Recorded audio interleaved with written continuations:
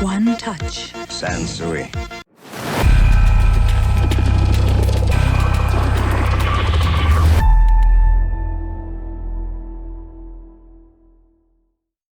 My name's Chris, and I repair my own audio equipment, and I also show you how to repair yours. So let's get started.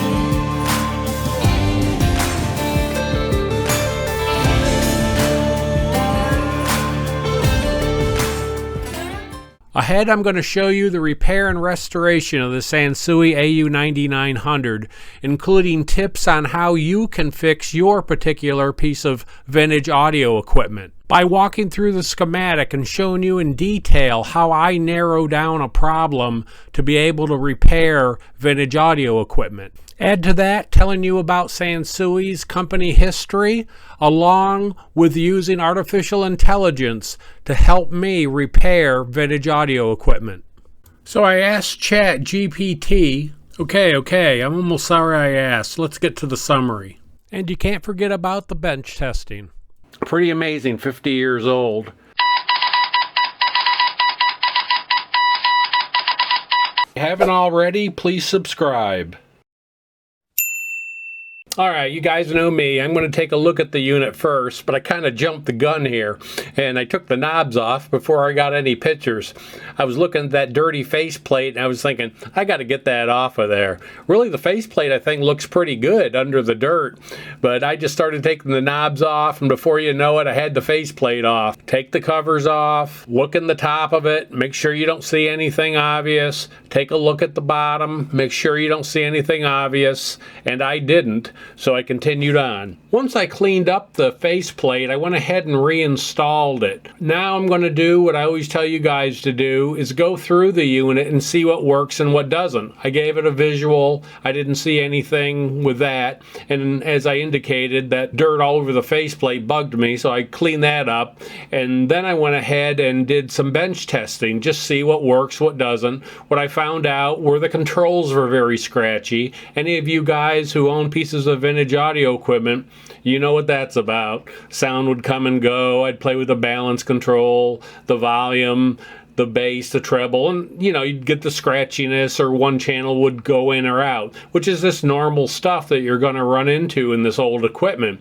Hopefully those issues will go away when I clean the controls later on. One thing that I knew was broken from my testing was when I hooked the turntable up, and I had a problem with one channel. So I had a problem with the left channel not operating, just with the turntable. The auxiliary worked fine. I hooked a CD player up. There was no issue there. I still had those scratchy controls that I mentioned a couple minutes ago, but I'll get to those and clean those up. But this isn't anything to do with the scratchy control. There's just no audio at all out of the left channel. So what I found was a bad dual transistor, which was a 2SA798, and it's two transistors in one package. They don't make those any longer, but there are ways of getting around almost any issue in vintage audio, and in this case it just takes two SA992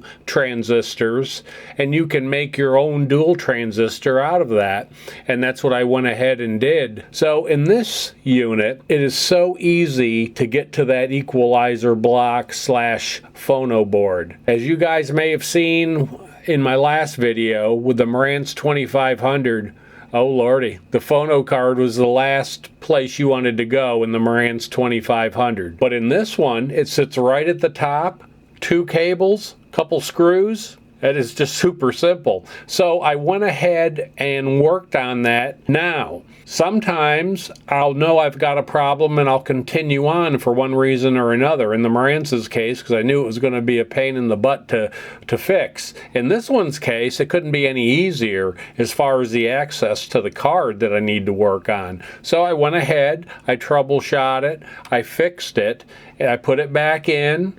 And everything was fine then. I hooked the turntable back up and it worked great, both the left and the right channel. So each repair or restoration of any piece of equipment I work on, they're different from each other. You've seen me in the past approach things differently than I did in this unit. The AU9900's case, that dirty faceplate bugged me. It was easy enough to take off, easy enough to clean up, so I went ahead and did that. Before I even went in and cleaned the knobs and all that kind of thing, I just got the faceplate cleaned up, as you saw. And then I found out in my initial testing that I had trouble with the phono input. It was easy to get at. I thought I'm going to go ahead and troubleshoot that before I go on. So now I know I have a somewhat working unit. So I know any restoration work I do down the road, if something doesn't work, it's because I broke something when I was working on it. Normally at this point, I tell you guys to download the service manuals for whatever piece of equipment you have, whether you have an AU9900 or another piece of vintage audio equipment you're working on, to download it from HiFiEngine.com. But it's come to my attention with comments down below my recent videos that HiFiEngine.com is no longer accepting new accounts.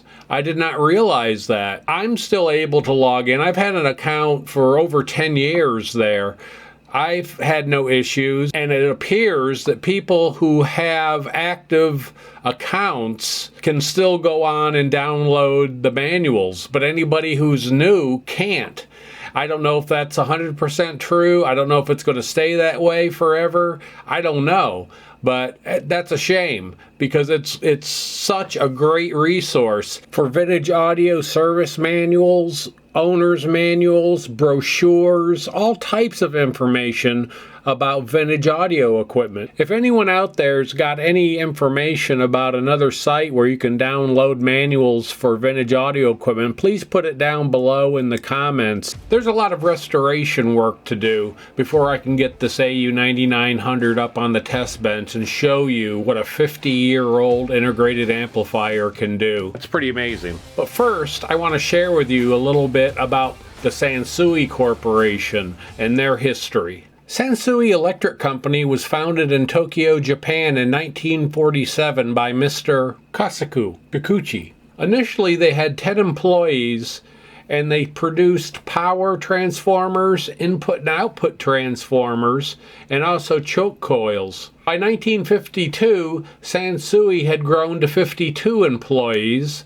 and by 1954, they started producing preamps and power amps. They'd been producing the transformers for various companies, and they thought, I think we can maybe produce a better product. And they were making some of the finest transformers in the audio industry at that time. By 1956, they started manufacturing tube receivers. And in 58, they introduced the first stereo tube preamp. Around the same year, in the middle 50s into the late 50s, they started to export their products overseas. And it was the goal of Sansui to build hi-fi products that were better than Fisher or Scott here in the United States.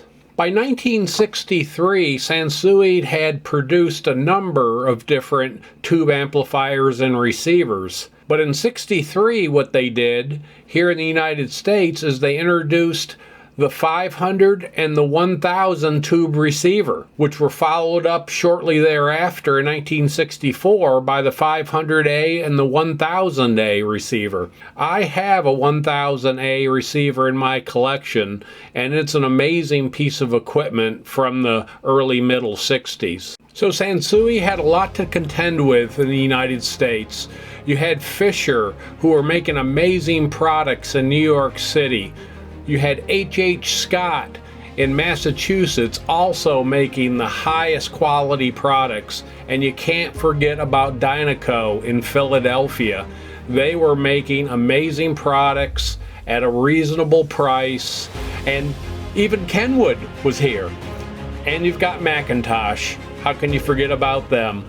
So they had a lot to contend with in the United States when they came here, so they knew they had to have the best possible product they could have so they could compete. I've talked a little bit about Sansui, the company, and also the products they produced through their first 20 years or so of existence. The only reason the Sansui AU9900 exists today is because of what you just saw. It didn't just happen overnight. They decided to get into the audio game and let's just build a great amplifier.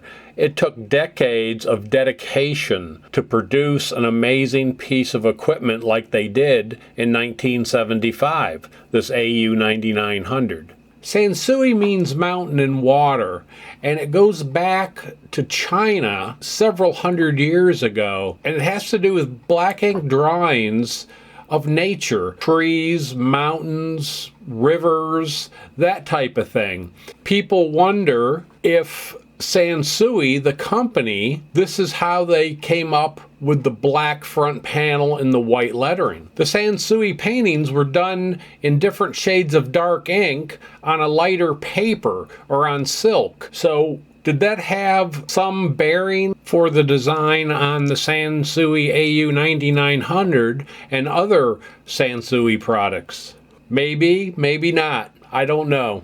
The one thing that I do know is I think that this is a very attractive piece of equipment. The AU9900 was part of the Sansui Professional Series in 1975. It sat at the bottom of the integrated amplifiers in watts per channel, but that was really the only spot it was at the bottom of this series. The 9900 is every bit the integrated amplifier that the AU11000 and the AU20000 is, except it has less power. Matter of fact, compared to the 11,000, it's almost identical. If you saw them, you would think they're the same amplifier. There's really very little difference other than that the 11,000 has 110 watts per channel, where the 9900 has 80 watts per channel. And even the 20,000, which has considerably more power at 170 watts per channel, the biggest difference, it has power meters. But the look of it, the function of it is very similar to its littler brother, the 9900. So even though the 9900 sat at the bottom of this professional line, it was a top grade amplifier for 1975. Sansui engineered and manufactured all their products to the highest standards in the 1970s. You didn't have to buy the top of the line. All of their products from top to bottom were engineered with the same quality in mind. All right, I'm going to get back into the restoration now of this AU9900. And you guys that follow my videos, you know what I'm going to do. I'm getting rid of those 50-year-old electrolytic capacitors. It's time for them to go. There's no question about it.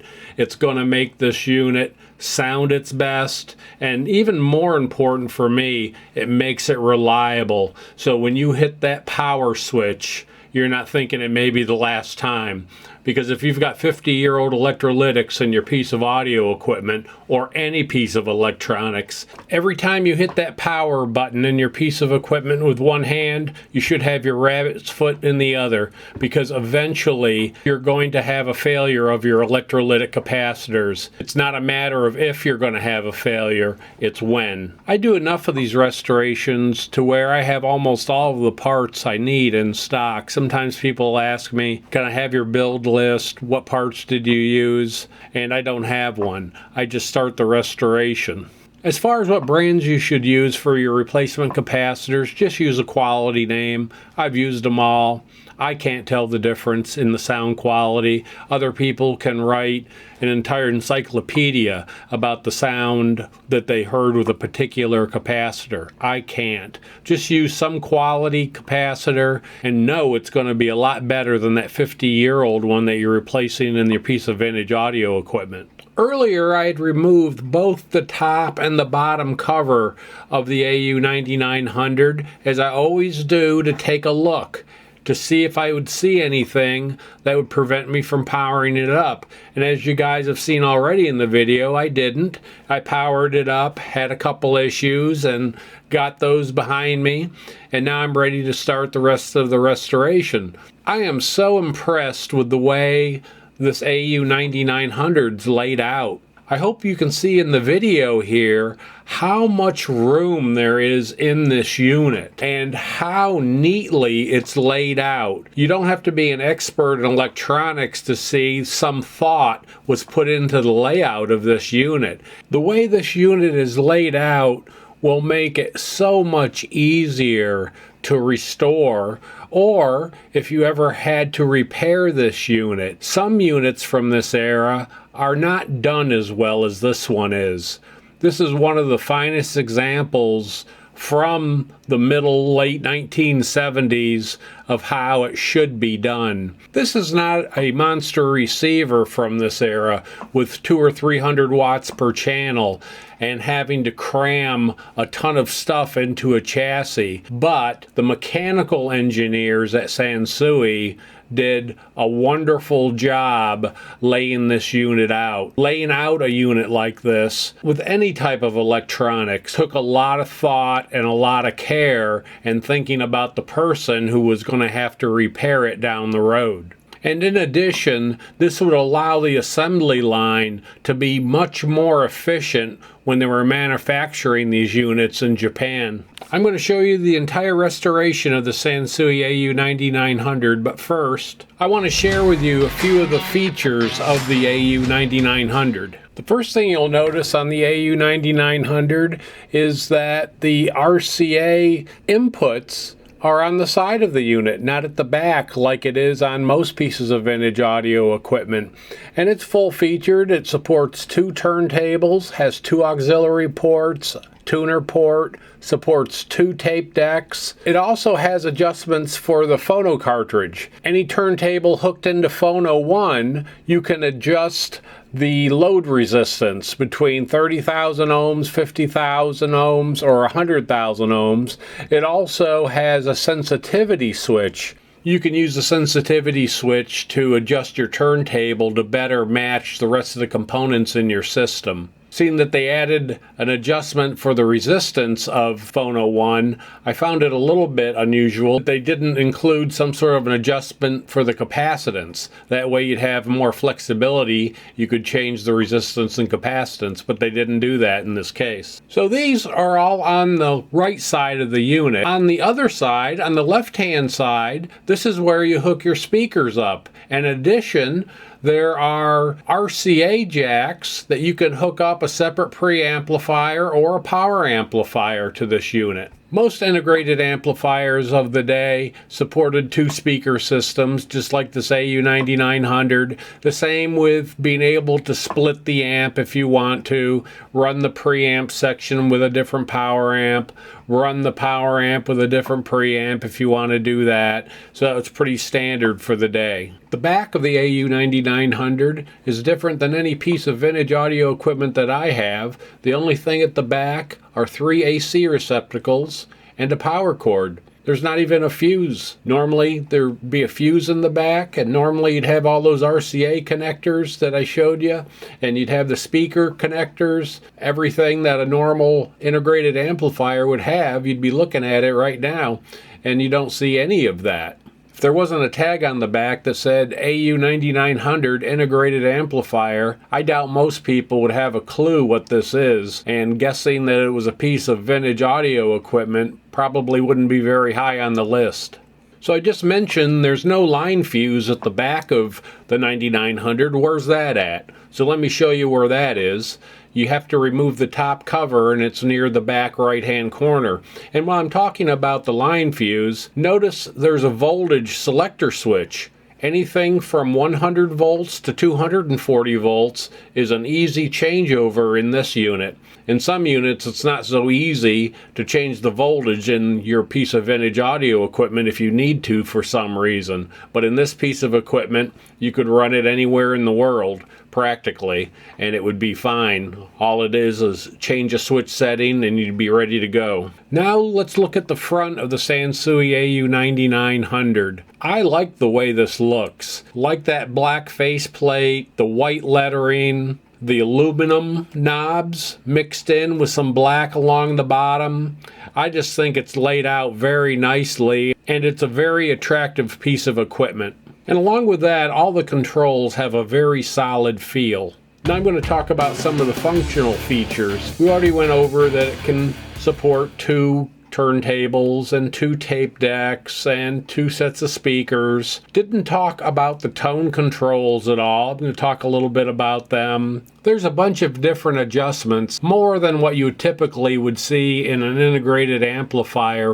There are triple tone controls on this 9900. There's a bass control with 3 turnovers. There's a treble control with 3 turnovers. Then there's a mid-range control also. So you've got quite a range to play with tone controls if that's what you want to do. I never used them much, or really used them at all. I was more adjusting my speakers or what have you, try to get the sound I wanted, but I can certainly appreciate a unit like this, especially if you're in a position where you cannot set your speakers wherever you want. Behind the faceplate are these same controls, and coming up I'm going to show you the restoration of this section of the AU9900 as well as the rest of the unit. I know some of you have AU9900s, but many of you don't. So now I want to show you a little bit about how to approach any restoration or any repair of vintage audio equipment. Doesn't matter the brand. Doesn't have to be Sansui. It can be Pioneer, Marantz, or Macintosh. It can be any of them from this era. I've recently received a second Marantz 2500. Yes, a second one. And here I sit with my coffee at 2 o'clock in the morning with it.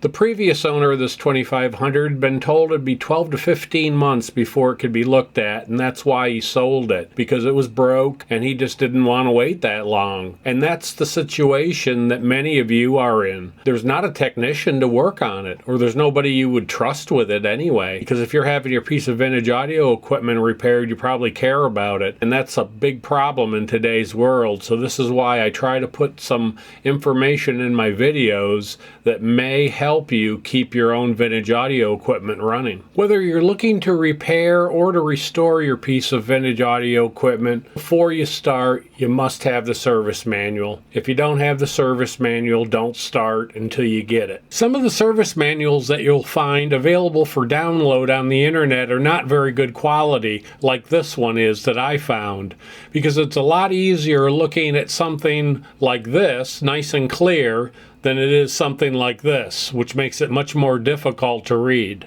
So if you don't find a good scan right away of the service manual you're looking for, just look around a little bit more and you'll probably find one.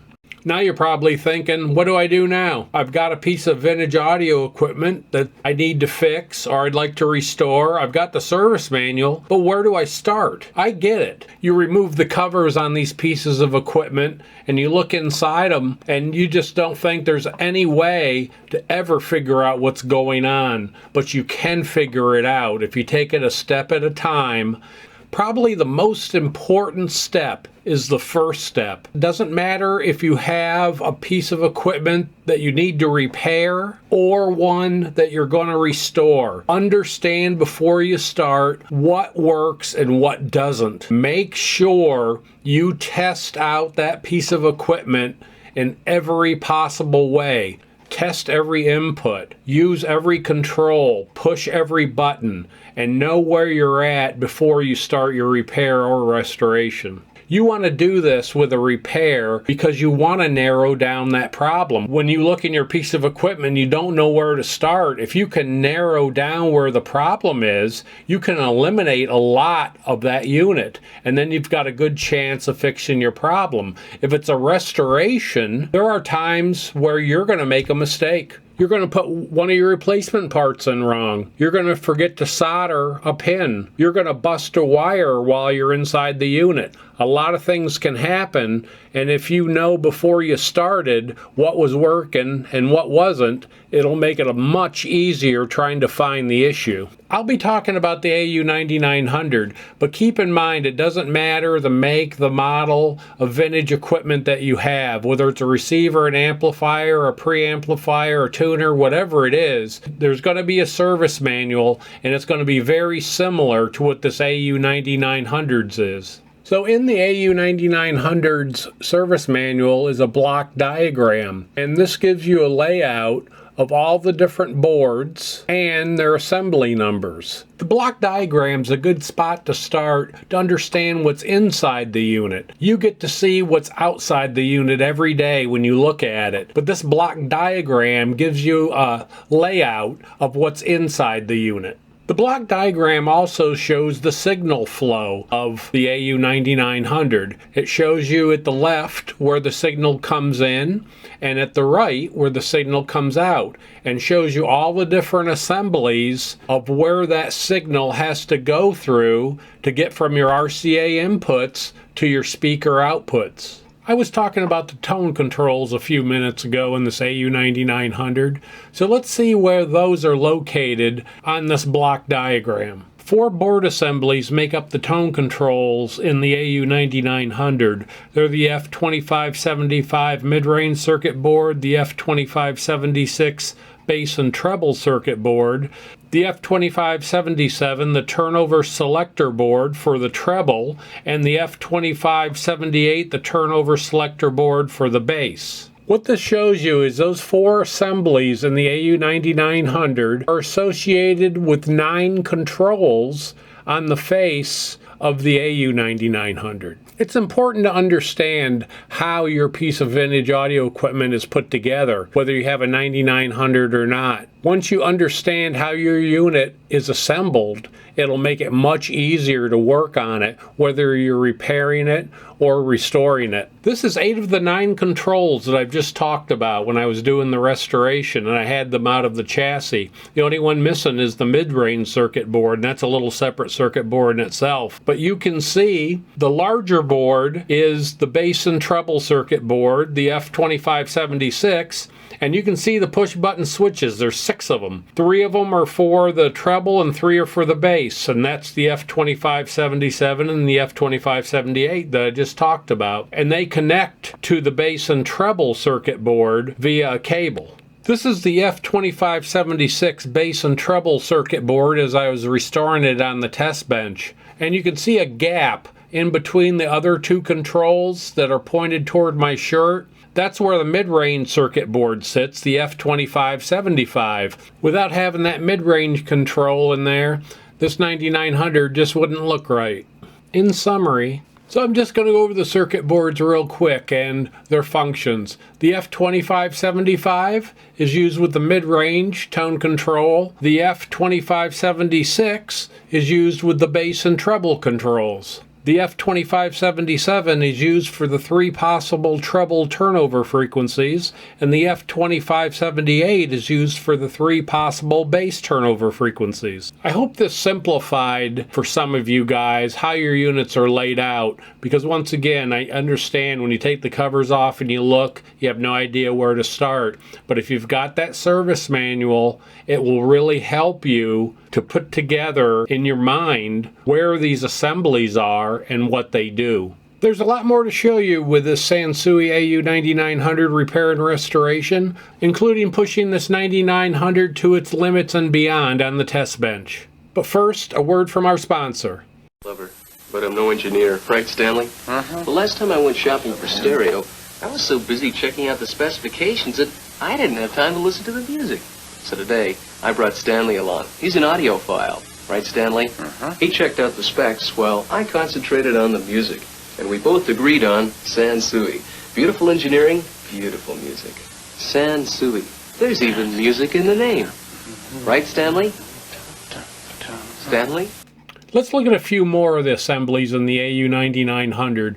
My goal in this video is to get you comfortable with your piece of equipment. If you've got an AU9900, great. But as I mentioned, if you don't, all of this information is going to carry over into any piece of vintage audio equipment that you'd like to repair or restore. First up's the F2570 equalizer card, which is your phono card. You'll notice here on the block diagram, it says F2070, not 2570. Now, I believe that's just an error in the manual because every other reference to this card in the service manual indicates F2570. Back in the day, if they would have had an error like this in their manual at the service center, because there is no internet, it would have been a document. They would have gone ahead and used a little bit of whiteout or a piece of white tape, and they would have put the correct number in. And that's what I'm going to do here. I'm going to use a little computer safe whiteout and put the correct number of what the equalizer unit actually is on the document. I just wanted to point out that the service manuals, although they're quite accurate, they're not necessarily 100% accurate. So first of all, I think I ought to go over why Sansui calls the F2570 an equalizer unit. As I indicated before, this is really your phono board. So why would they call it an equalizer unit? Some manufacturers call their phono boards equalizer amplifiers. And I think that's a better name for it than just an equalizer, because this board in the Sansui 9900, it has two functions. One as an equalizer and the other as an amplifier. And first I'd like to talk about the amplifier function of this F2570. Looking in the service manual will help you understand a little bit more about the F2570 and how an equalizer amplifier works in a piece of vintage audio equipment. So if you look at input sensitivity and impedance in your service manual, and this can be any receiver, any integrated amplifier, as I indicated before, it doesn't have to be a Sansui AU9900, you'll see it gives you a specification and it says 1 kilohertz for rated output, and it shows the different inputs: phono 1, phono 2, the tuner, auxiliary ports, the tape ports. Many times you guys will see me with a piece of equipment on the test bench, and I'll be talking about a 1 kilohertz sine wave that I'm putting into the equipment, like I did with this AU9900 that you're going to see coming up. What that specification means is with the volume control at 0 dB, which means at the maximum setting. You've taken your volume control, you've turned it all the way to the right. Each input needs these particular amounts of voltage to be able to output that full power, in this case 80 watts per channel. And remember, these are minimum voltages. All of your auxiliary equipment you have hooked up to your receiver or integrated amplifier, they're going to output more than this. Any tuner, CD player, or cartridge, for an example. My Shure V15 outputs 4 or 5 millivolts, so more than enough power to not have to crank the volume knob all the way over to be able to hear it. The reason they call this an equalizer is there's something called an RIAA curve, and it was a process that was created for record and playback. It involves pre-emphasis and de-emphasis. I won't go into this very much, but I just want to tell you that when a record is cut or created, it is de-emphasized in the lower frequencies and overemphasized in the higher frequencies. This was done to allow longer playback of a vinyl record. But if you've de-emphasized something and overemphasized something, what do you have to do? You've got to equalize it. And that's what this board does. It takes those low frequencies that were reduced during recording and the high frequencies that were boosted during recording, and it brings it back to a flat response by doing the exact opposite of what was done during the recording process. This is how you end up getting a flat response and having your vinyl records sound like they're supposed to. So you can see why this board's called an equalizer, and as I said earlier, I think it should be called an equalizer amplifier because there really are two distinct parts to this assembly. Also in the service manual is a block diagram of the F2570 that shows you more details than the other block diagram showed you earlier. And what it shows you here on the left-hand side are the RCA inputs for the left channel. Now the right channel is identical to the left channel, so they just show you one channel. On this diagram, you can see a lot more details. They show you resistors, they show you capacitors, they show you ICs, which they consider two transistors in one package, an IC, and they show you the signal path, where it looks like a bow tie here. They show that coming in from the RCA jacks and then coming out here at the right side of this diagram. And they show you B plus, which is your voltage, and B minus, which is voltage. But you notice on this whole diagram, they really don't give you any values of resistors or capacitors or much detail, but it gives you more detail than what we were looking at earlier when you're looking at the block diagram of the entire unit. The service manual also contains the F2570 equalizer board's schematic. That's shown here on the left side of this picture. On the right side of the picture, it shows the two diagrams we already went over. The block diagram of the entire unit and the block diagram of the F2570 equalizer. The service manuals are just packed with information to help you repair or restore your piece of vintage audio equipment. So let's check out that schematic a little bit. So over here at the left, I show the schematic for the F2570, and in the middle, I have a picture of the F2570 installed in the AU9900. And I think this will help explain what I'm going to try to talk about here, is that this F2570 is both channels on one board, and that's why you see the designation 2570. And the left channel is, if you could take a marker and go right down here, the left channel is the top part of this board. The right channel is the bottom part of this board. And each section, both the left and the right down below, show different details about the schematic. Unlike over here on the right, when we looked at the equalizer block, it didn't show us any type of designations. It showed us a little symbol for a resistor and a capacitor, but it really didn't give us any more information. In the schematic, it shows you all the details. And in Sansui's case, in this unit, they show all the details on the left channel. I'm going to just show you one resistor here. I'm circling it. It's R09 on the left channel. And they have its value, 120K, 120,000 ohms. And if you go down here, down to the right channel, the same resistor says R10, which is the way it works in this unit, is all of the right channel components are even. All of the left channel components up here are odd. But you'll notice back down here on the right channel, R10, they don't have the designation 120K, because they already told you that back up here on the left channel. But what they did add, they added a voltage. They're indicating when this board works correctly, you should have a positive 0.6 volts at this point. They didn't add that up here. And the reason they did it this way, for clutter, because you put so much stuff on here, you wouldn't even be able to read it. So they split the information between the two channels, because the two channels, they're identical.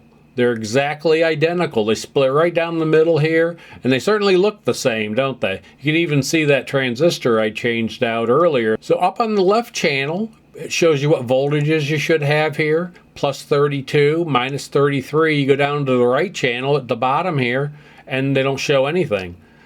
But that's telling you that you should have plus 32 here, and you should have minus 33 here.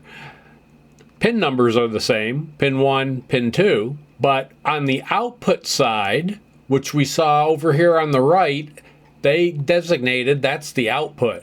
And if we go back to the schematic on the left channel, they actually show you the pin number. It's pin 3.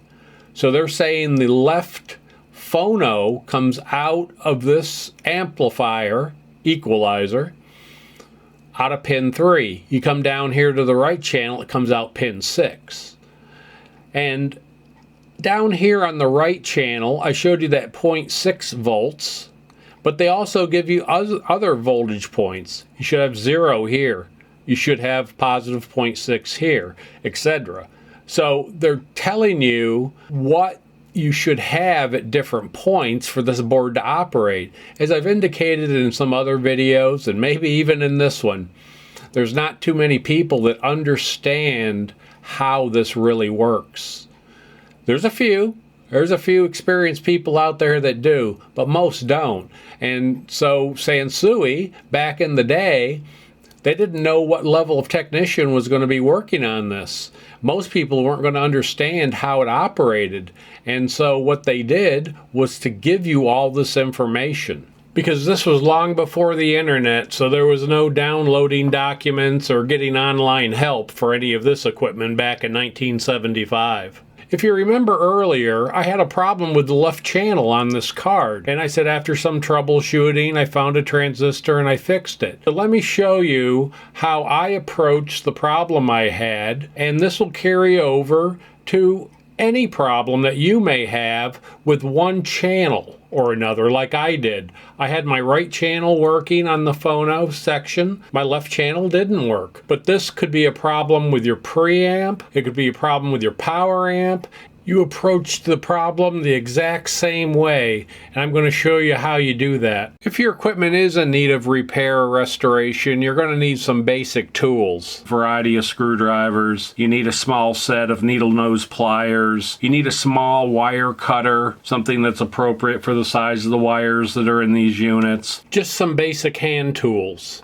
You're also going to need some other tools specific to electronics, as well as some measurement devices. You need a multimeter to work on this equipment. You don't need a $500 fluke multimeter, but you don't need a $3 one from your flea market either. You also need a soldering iron and solder. You don't need a $100 soldering iron, but don't buy a $3 one. Just like with the multimeter, do a little research up on the internet and buy something that's decent at a reasonable price. With basic hand tools, a digital multimeter, and a soldering iron, you'll be able to repair about half of any of the issues that may come up with vintage audio equipment. Other than tuner alignments and vintage audio equipment, there's only one more device you would need to fill in that other 50% and be able to fix any issue with your vintage audio equipment, and that's an oscilloscope. My Tektronix oscilloscope's about 40 years old, and it works fine for vintage audio equipment. The only issue you have is it's 40 years old, and it's probably going to break on me someday, but it's a great scope to use on vintage audio equipment. Or I just did a review of a Handtech 6022BL PC oscilloscope, and for under $100 you can get an oscilloscope, you can get a signal generator that goes right on your iPhone, and you can get the cable to make it all work. The downside to this setup is that you need a PC for it to run on. Of course, my standalone Tektronix doesn't need that. So whichever one you pick just depends on your situation. You've got the 40-year-old oscilloscope that's going to run you a couple $100. You've got the digital oscilloscope that's going to run you $100 or so, but you need a PC. Either one will work fine for you when it comes to troubleshooting a problem in a piece of vintage audio equipment. So now I'm going to show you how I troubleshot the issue I had with this AU9900, where I had no left channel from the phono input, using these same tools I just showed you.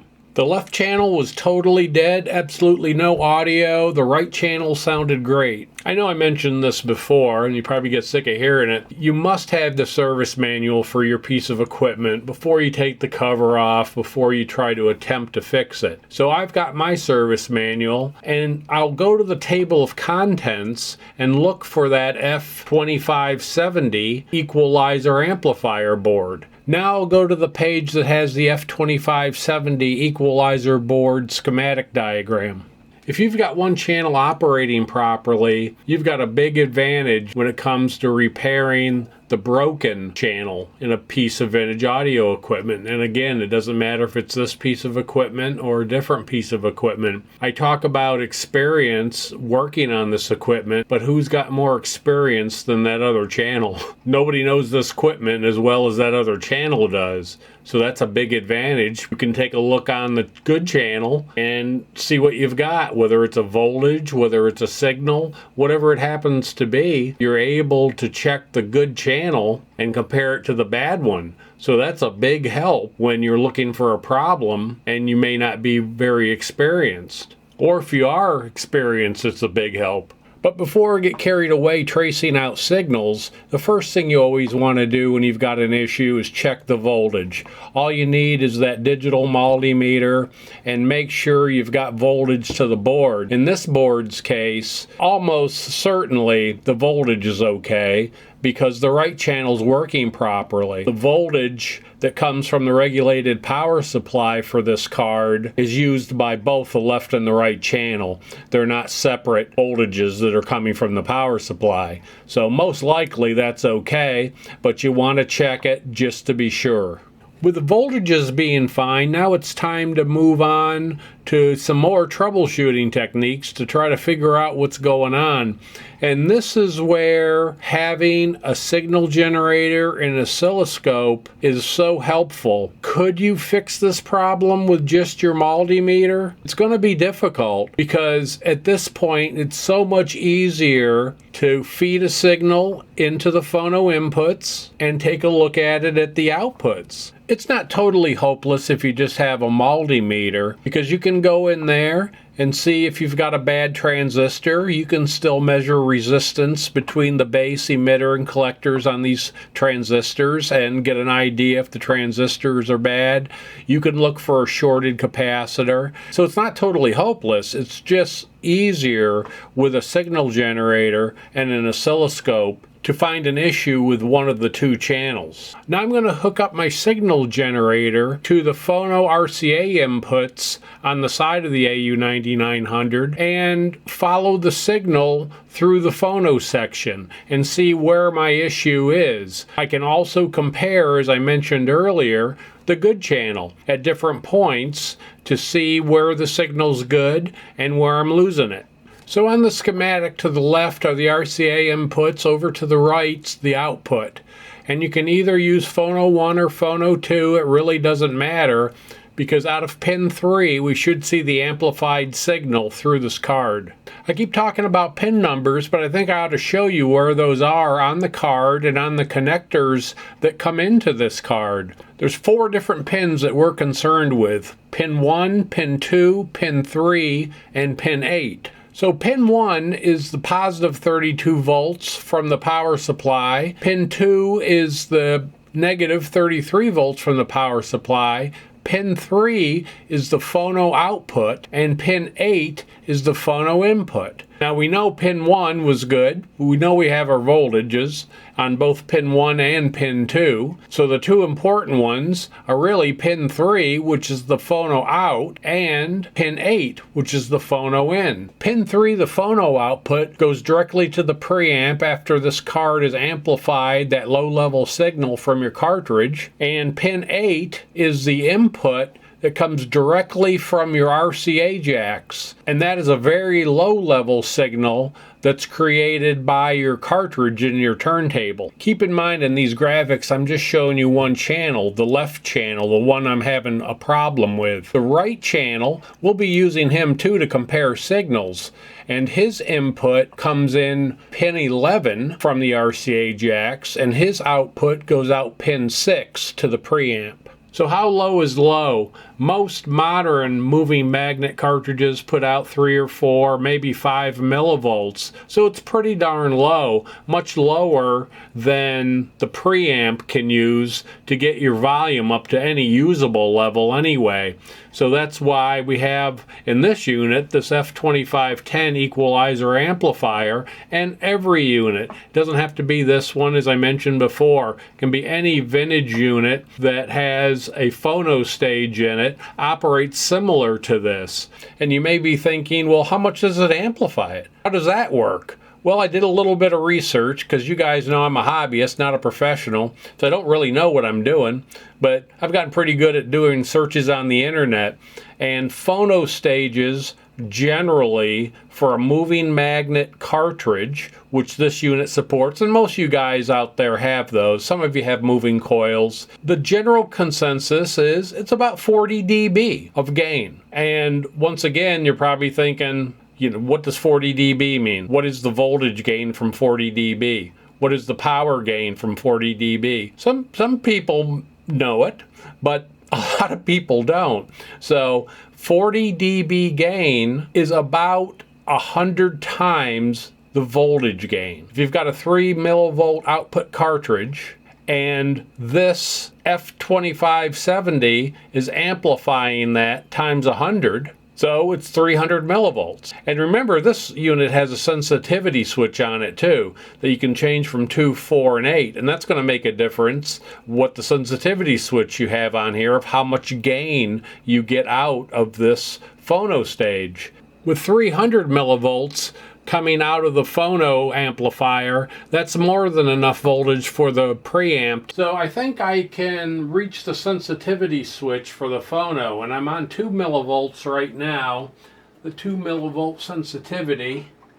So let me put it up to 4 if I can, and see if you notice that the amplitude of the output went down.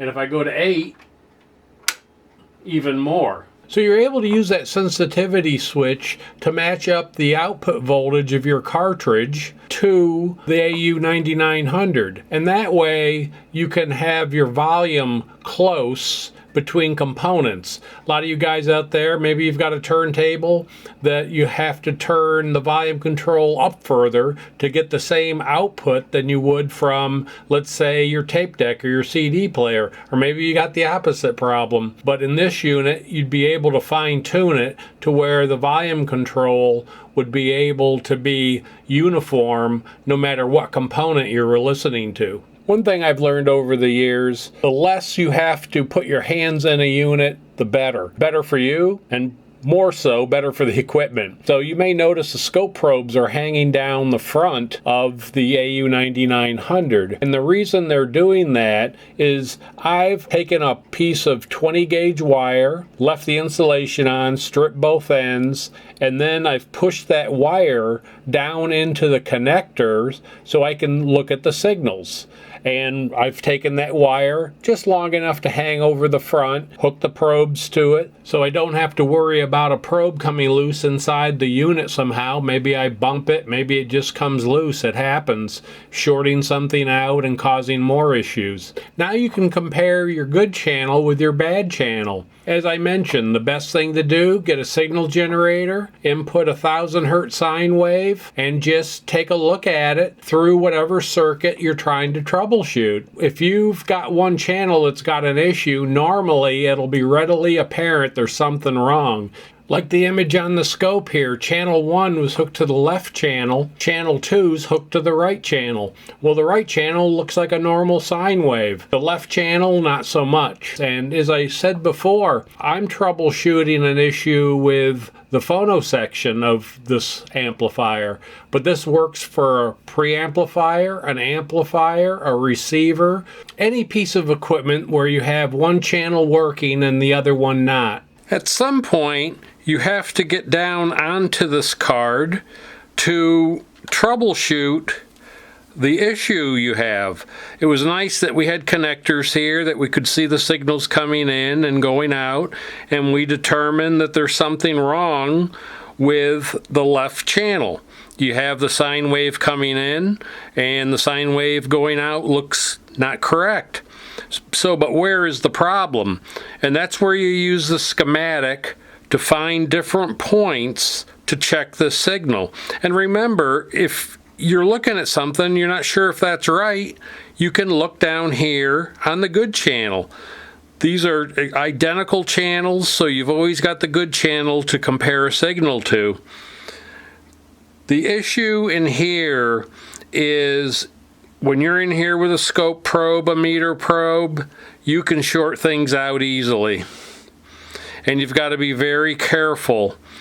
And that's why you really should use some sort of test clips in here. And what works very well, I don't know if you can see this or not, I'll try to set it here. It's these little mini grabbers. They're used a lot in electronics. I don't know if you can see the little pins moving, but you press this and these pins open up for you. And you can see it's all insulated, it's all plastic, and there's little wires that you can purchase that go with these.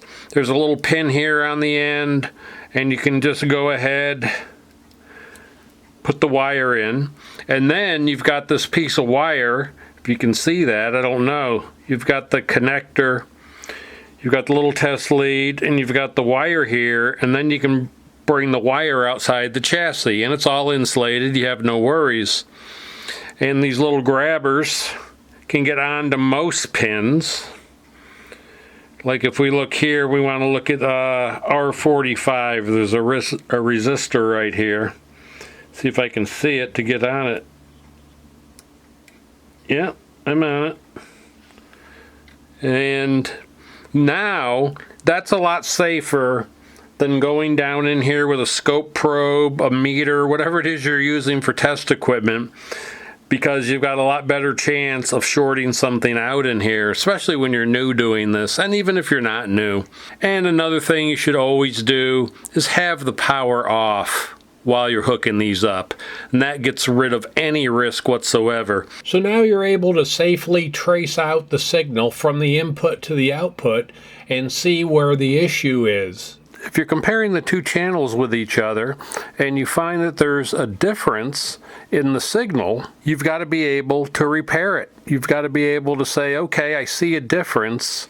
Now what do I do? This board sitting down in here, I've taken my test leads, I have them hooked up, I see a difference. Now what you have to do is to be able to first of all, look around the area and see if you see anything that looks obvious. I've seen components that were burnt, transistors with legs blown off. It kind of gives you an idea if something bad happened. Something's discolored. Most of the time, resistors are never going to go bad. They do occasionally. Usually they go bad when something bad's happened in the circuit and they've got burned up, but they'll take quite a lot. Many times it's going to be a transistor or a capacitor or a combination. Sometimes a transistor goes and takes another transistor with it, that kind of thing. You can have multiple components go bad in an area. But now the idea is to figure out what's wrong. And with that, you have to get this board loose. You have to remove it.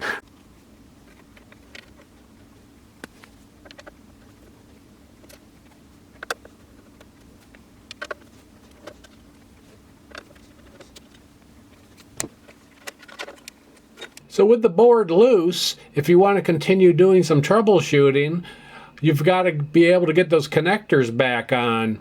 And sometimes there's not a lot of slack when you're holding it up like this. And I'm having a little trouble getting the one on because I don't have a whole lot of cable to do it with. I am able to get it back on there, but sometimes you got to find a tie wrap somewhere else in the unit. Somewhere you can usually get that extra inch or two if you need it.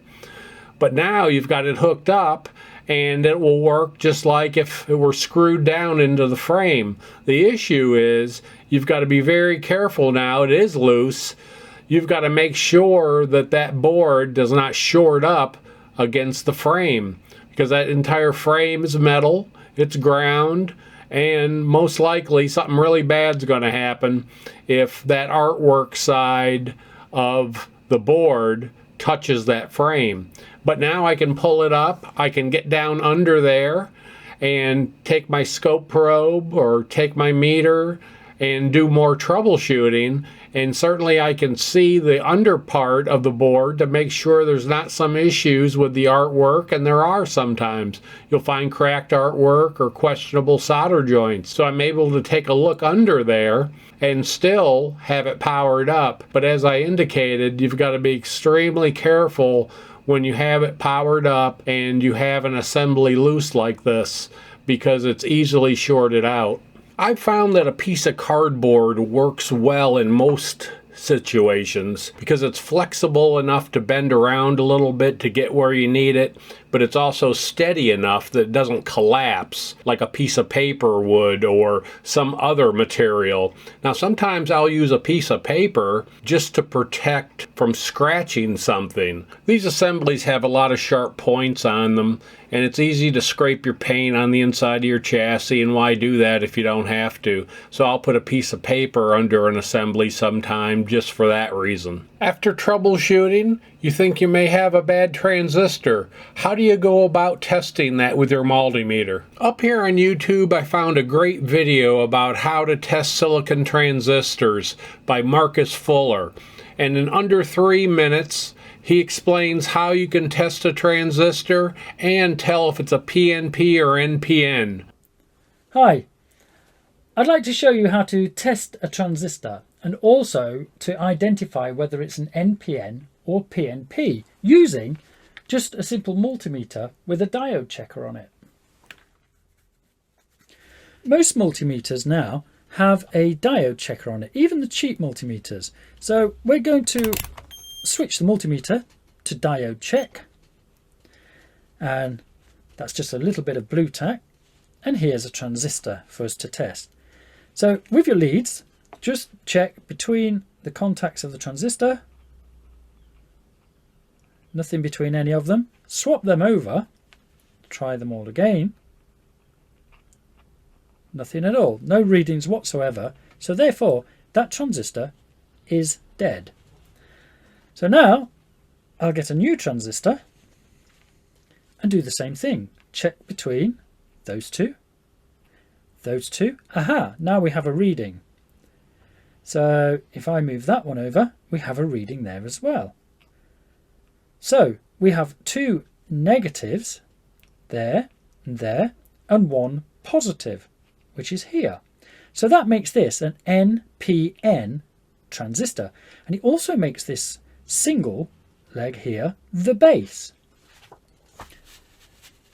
So that is sort of working like this. You have the diodes sort of facing outwards there, and that would be your base, and that is the symbol for it. Now I'll test another one and do exactly the same. Check between those two, nothing, nothing, nothing. Swap them over, nothing. Now we have a reading, and we have a reading there.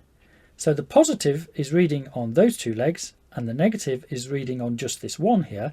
So that's 2 positives and a negative, so that makes it a PNP transistor. And again, that makes this one the base. And that is these 2 diodes sort of facing inwards. There's your base, and that would be the symbol for it. So I hope that's been some use to you.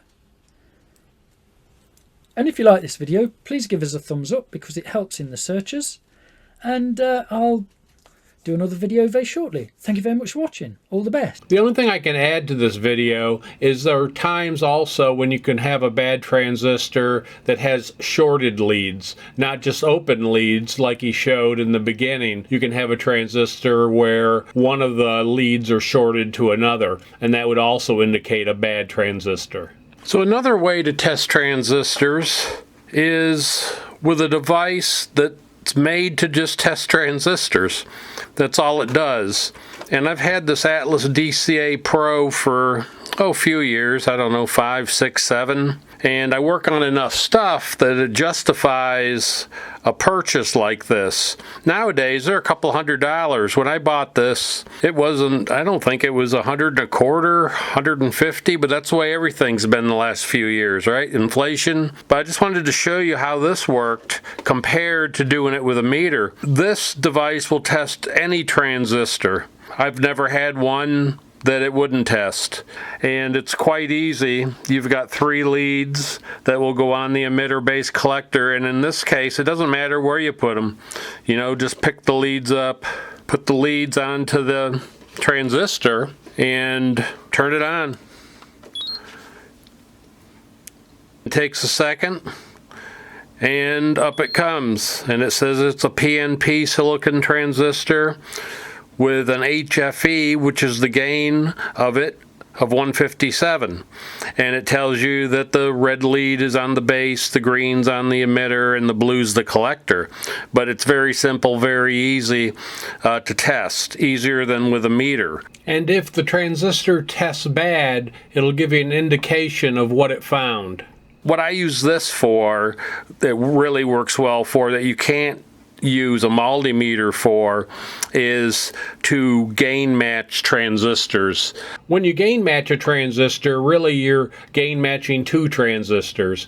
You want that transistor in the left channel and the right channel to amplify your audio signal exactly the same. Some areas of vintage audio equipment you don't have to worry about it, others you do. Like the two transistors I used when I repaired the problem I had with the left channel of this phono equalizer amplifier assembly. I used this device to gain match those transistors. So this device is really nice for that. I'm not saying to go out and buy one, because most of you will be able to get by with that inexpensive digital multimeter to do most of your troubleshooting. But if you get into this hobby a little bit deeper, this is something for y'all to research and see if it would be a tool that you could use. So both of these methods, both with the meter and with the DCA Pro, you saw the transistor just sitting out on a table. It wasn't in circuit, so you may be asking, can I test this in circuit without removing it? And the answer is yes, you can,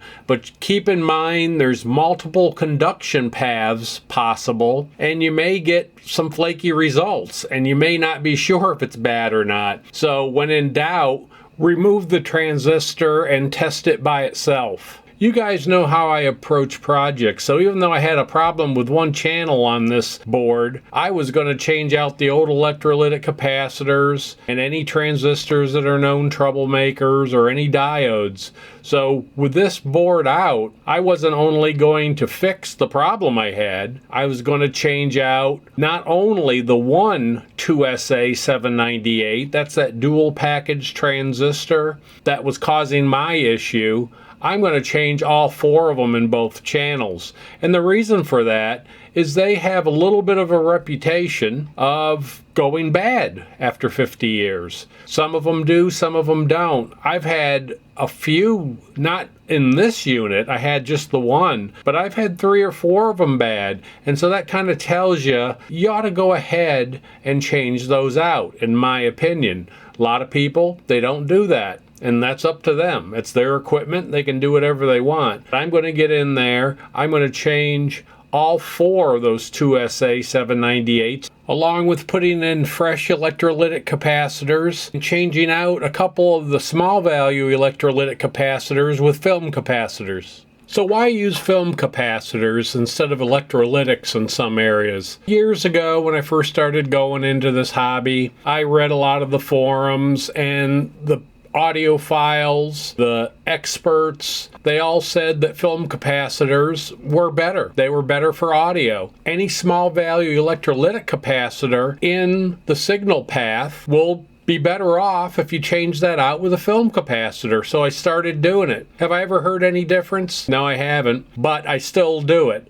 Film capacitors are a little bit more expensive, probably double what the electrolytic will cost you, but in a project like this, who cares if you're going to spend an extra $10 or $20 on film capacitors over electrolytics in certain spots. They are known to have a more ideal frequency response, a lower distortion floor. Some people will swear that they can tell the difference between a film capacitor, the way it sounds, and an electrolytic. And like everything with vintage audio, you do your own research and you do what you want to your equipment. I've got a lot more to show you in this video ahead, but first I want to talk to you for a minute about what we've gone over with this F2570, talking about the tools, the techniques, the schematics, etc. And then we'll get back into it, and there's a lot of good stuff coming up. But first I want to go over a little bit as a summary of what we've gone over so far. I know I've talked quite a bit about this F2570 equalizer amplifier and the issue I had with it, but I hope you see how I mixed in tips, techniques, how I approach any problem. And this happens to be the phono section of this integrated amplifier, but it can be any piece of vintage audio equipment that you have that has an issue. You approach the problem the same way. First, you narrow it down to where your problem is, and then you go through the same techniques I used, the same hand tools, the same specialized tools. And then you've got to have the service manual, and you've got to know how to use the service manual.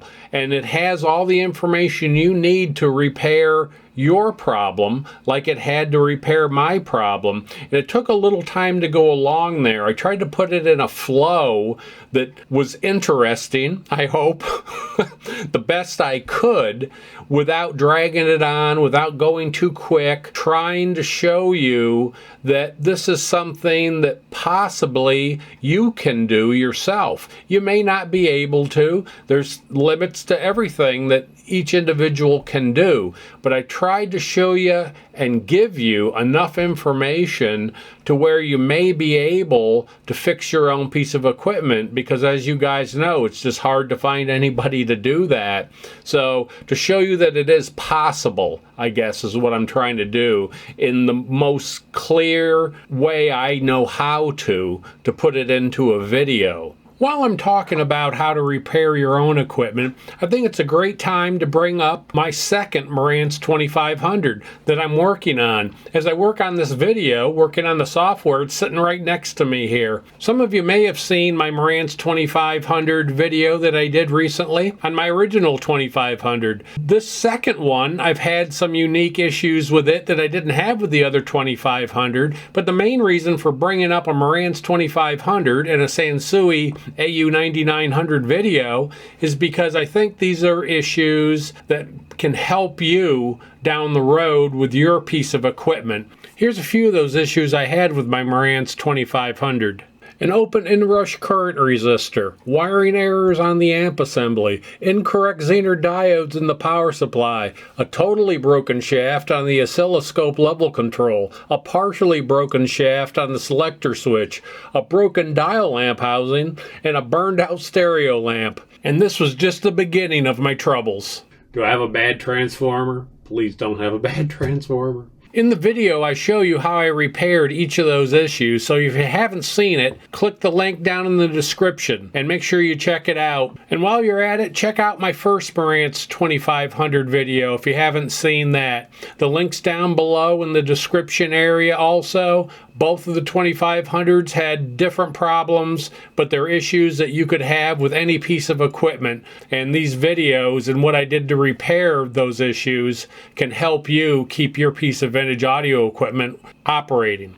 All right, it's time to get back into this AU9900. Now with this phono problem behind me, I can move on. Earlier I tested everything else out, and everything else seemed to work fine. Now still have problems with scratchy controls, but I'm pretty confident. I don't have a little issue with audio coming and going and stuff, but I'm pretty confident when I get in there and I deoxit those, that's going to fix it. So now I can move on to some more assemblies. And I'm going to work on the 2568 regulated power supply. It's here at the top of the unit, and it's mounted very close to where the phono card's mounted. It's real easy to come out, real easy to change out those old electrolytics, which you guys know that's what I'm going to do.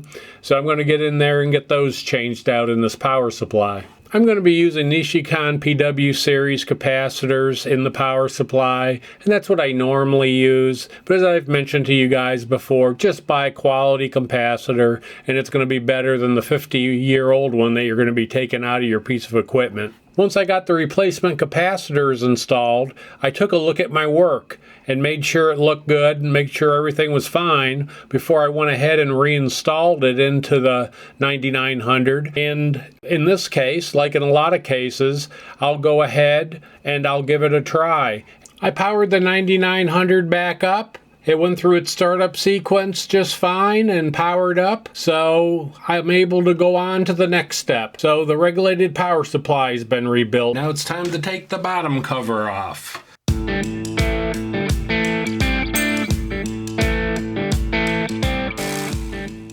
Here I can see this is the 2567 protector board. It looks like another board that we can get at. Right here, you don't have to take nothing else out. I can tell here somebody has been here before. Like you'll see, like on, I don't know if you can see on this board, there's a 14 road here, there's a 12 and a 13. And so what somebody did, right, so they didn't get mixed up, they wrote a 14 on the connector and they wrote a 14 on the board. I don't have a problem with people doing this because they're not all keyed and somebody was being careful. And what's wrong with being careful? Better than blowing up your stuff, right? So I don't have a problem somebody writing in here. And I'm sure it was done just so when they got this all undone, they could get it back together. I'm going to start doing this 2567 assembly.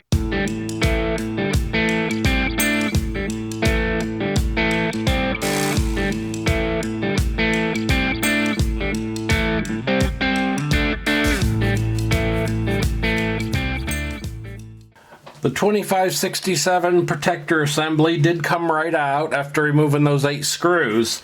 This will be pretty easy to work on. So I'll see what capacitors. We've got a couple here on the back and several here on the front. So I'll get those together and change those out. There's 2 under here, and you have to loosen these. These were glued. You have to pull them back. Here, I stopped the video. Do you see the glue on this capacitor? There's always been controversy about this glue and what it's for. And I'm just going to tell you what I think it's for, even though I don't really know. This is just my best guess, because I've never seen anyone really for sure tell you what it's for in a piece of vintage audio equipment. And what I think it's for is by the middle 1970s, when this unit was built, it was built, these assemblies, with auto insertion machines. There were reels of components that came down in a machine. They took a raw board, a bare board, and these machines put the parts into the assembly. And the only parts that weren't able to be put in were larger parts, like transformers and like these capacitors. So what they would do is use the auto insertion machine, put in all the smaller parts. These machines would put the parts in perfectly, actually pinch them a little bit, so when you went to wave solder them or flow solder them, they would stay in place. But there was no way to do that with a larger capacitor like that's on this protection assembly and in various other places in vintage audio equipment, usually in the power supply areas. So what I think they used this for was for assembly. Is they auto inserted the parts, then they brought back this assembly with all the parts in it except for the larger parts, like in this case, the electrolytic capacitors. Because if you just put those capacitors into this board, they're going to rattle around. They're going to move. And there's no way that they could handle these, get them to the flow solder machine, and make sure that those capacitors were in perfect position. So they had to hand assemble it. So somebody, by hand, took these, put them in the board, glued them. And that way, they stayed there. This adhesive kept them there. Then when they went to flow solder or wave solder this assembly, everything was perfect. So that's what I think this was used for. When removing these capacitors that are glued down in some method, an X-Acto knife works great. You just break that seal, that glue a little bit, and they'll come loose. Now, one caution, you got to make sure the pins are unsoldered well before you start trying to loosen this up. So you can get the glue a little bit loose, and a lot of times you can see the pins moving, and then you know you've got all the solder out of the holes, so you don't rip those eyelets out, because if you don't have it unsoldered well and you haven't removed the glue very well and you go to try to wiggle it and you think, well, I just got to break the glue loose, and if those pins are still attached, you can damage the board very easily. I've got the new electrolytic capacitors installed in the F2567 power protection unit, and now reinstall it back into the chassis.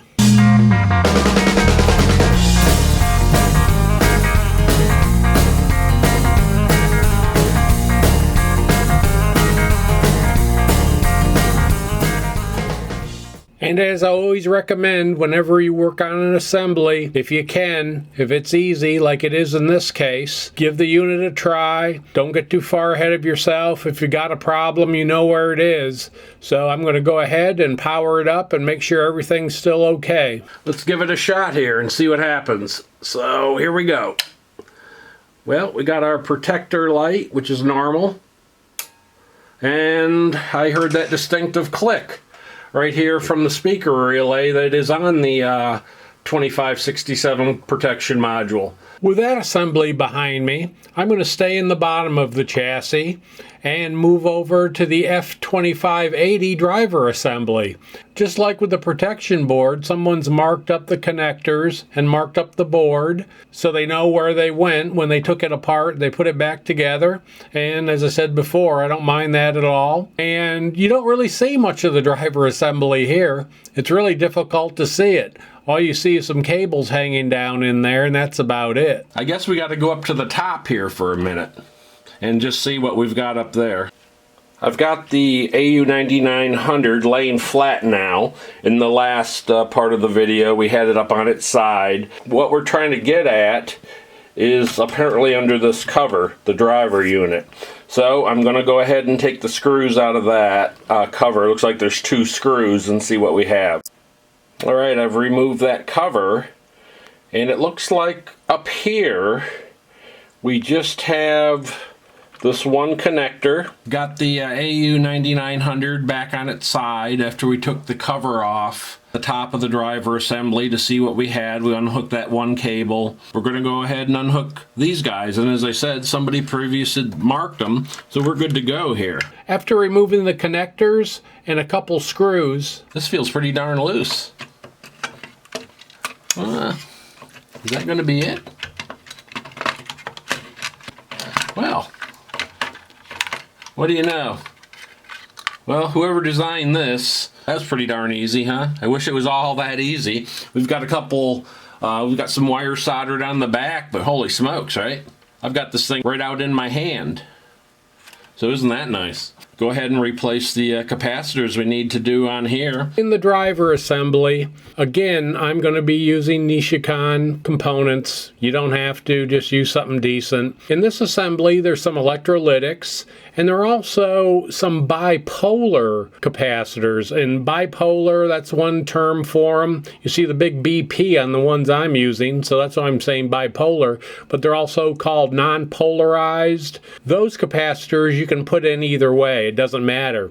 It isn't polarized, so you don't have a negative and a positive. Pick whichever way you want to put them in and put them in. And I'm also going to be using some more film capacitors on this assembly. There's a couple electrolytics that I'm going to change out for film. So let me go ahead and get that done. A few minutes ago I was talking about the capacitors that are glued down onto assemblies. This driver assembly has a couple of those capacitors. What I'm showing you here is the X-Acto knife that I use. It works great for doing anything like this. The glue, it kind of has a consistency of Oh, kind of like rubber cement, I would say. Now, some of it's dried out, and you'll find out when you're trying to loosen this glue up, some of it just chips right off. But I think originally it was more like rubber cement, and it's kind of flexible, but it's easy to get through with an X-Acto. Once you start moving that capacitor, you can see it starting to break loose. So I just wanted to show you the X-Acto knife I was using. Another thing that I want to bring up about this assembly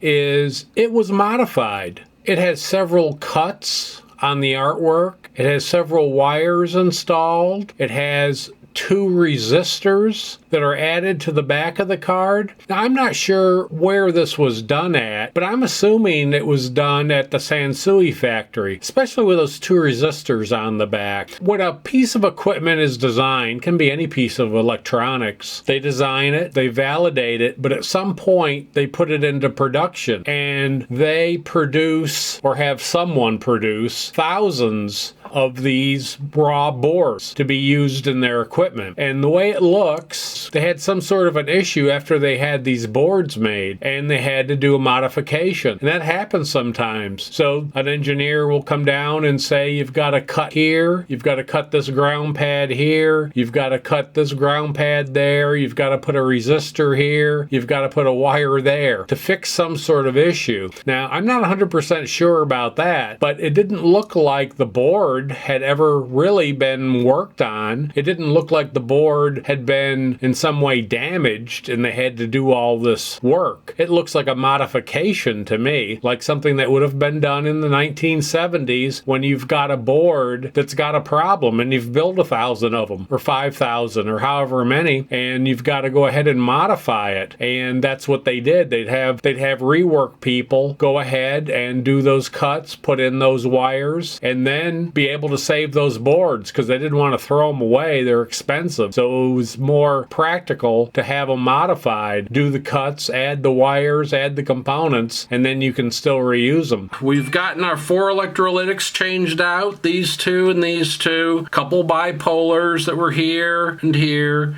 and then we changed out 2 of those little electrolytics, those 1 microfarad electrolytics for film. So I think she's all set to go. I think now I'll pull out the heatsink and power transistor assemblies. I think the way it looks like there's a total of 8 screws, and these look like separate units, so it's like 4 per unit on the left and the right channel. If I put the driver assembly back in right now, I think I'll take these guys out and service them. Our previous worker had marked our cables for us, so it looks like these guys would have to come off. I'm looking up in there. I don't see anything else. So let's just see what we get. I mean, I've got the whole unit. I just took the whole unit out, so that's nice. That came out quite easily, right? What we'll do is it looks like this unit has the original Sanken output transistors, which is again nice, right? Nice to have. Now we'll get the other one out of the chassis. We'll go ahead and get the screws out of this guy. I'm going to reseat these original Sanken output transistors. I'll remove each transistor. There's 4 transistors per channel, total of 8, and I'll install a new mica insulator, and we'll also put in some new thermal joint compound. In this one's case, there's 2 screws. You're going to pull these 2 screws, and this transistor is going to come right out in my hand. This compound, it's some messy stuff. You know, it just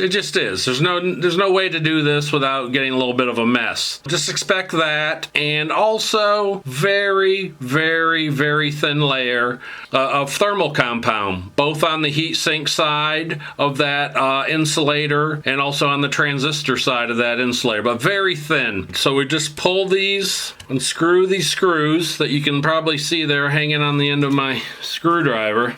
And what you do is right here, you can just grab it with your finger, the power transistor, and just rock it a little bit. Well, there she is. I'll move him aside. There's a little mica insulator in here, and over the years, it kind of becomes part of the heatsink. I'm pulling on it here with my pick a little bit. I don't know if you can kind of see it coming up, and then bang, there she is. What we want to do first, and then give it a moment to dry, we're going to clean the heatsink with some alcohol. And I'm going to take these power transistors, this side, and just clean them up. All right, just clean them, make it nice and clean. What I'll do now is get out a few of these insulators. What you do, I'm going to put the insulator up here and try to put my hands out here. I'm going to open my tube here of thermal compound. Just get some on my finger. And as I said, you don't need a lot. You know, that's the whole key. You don't need a lot. You know, I'll try to show you here on the back of the insulator, and then place it onto the power transistor. And this side we haven't done much, right? We've got a little bit of a mess over here on the side, and what you do is you just kind of set it in there. Actually, when you screw it in, it's going to set in, but I just give it a little push, and that's all you got to do. You know, you just want a very thin layer on the other side, and put this guy right back down in his socket, right? And we know it can only go one way, so let's see here. There we go. So you do that 8 times is what you're going to have to do it. So there's one. This transistor's got a better chance of lasting longer because it's going to dissipate heat just like it was brand new now. All 8 power transistors have been reseated with new insulators and new thermal compound. So we're about ready to reinstall them now. I'll now reinstall the driver assembly as well as the 2 heatsink power transistor assemblies. So all 3 of these are ready to go back in, and then we'll hook it up and give it a test. We're gonna give it a shot here. So let me come down here to our on-off switch in the front. I'm gonna head and flicker on. Let's see what happens. Well, our protector light should be. It went green. That's good, huh? You can hear that speaker relay. That's always a sweet sound in an old piece of vintage audio equipment. So let's see if we've got some sound here. Yeah, everything seems to be fine. I've got the CD player sitting here, just hooked up into the auxiliary ports, and both the left and the right channels sound good. Up until now, we didn't even need to remove the faceplate. Of course, we left the knobs on, and we did a lot of work in this unit without having to remove that. Well, now we've got to work on those assemblies that those knobs are attached to. So we're going to have to remove the faceplate and the knobs, of course, and do the work here that's in the front of the unit. To get to the assemblies that we want to in the front of the AU 9900, which are these guys up here in the front, you can see them. The switches, these just pull straight off, but you can see here that there's a hex screw at the bottom of many of them, and many of the controls up here. You can see there's a hole here, hole here. These are, you need a 2mm hex tool to get these out. Once you get all the knobs removed, either by pulling them off or by removing them with the hex tool, then the faceplate's about ready to come off. All you have to do is remove some screws at the bottom and the top of the chassis, and it'll come right off. One other thing you've got to take off is the level set control, which is attached to the volume control, and it just slides off. It's just press fitted on there, and it'll come right off easily. Matter of fact, I didn't even know it was supposed to come off. I started to remove the faceplate, and as I was pulling the faceplate, it actually pulled that right off for me. So I removed the faceplate off of the unit. The only other thing you've got to do to get the faceplate off is to remove the connector that powers the power protector LED over at the left side of the unit. With the faceplate off, now I'll be able to get to those assemblies in the front of the unit so I can get in there and restore those. So I've got the 9900 back on its side, and I'm just going to take a look here and see how they have everything installed. They're all similar from this era, but they're different. They're a little bit different, and you just take a look to see what you're getting into before you start. And at the front, pretty much all the units, again from this era,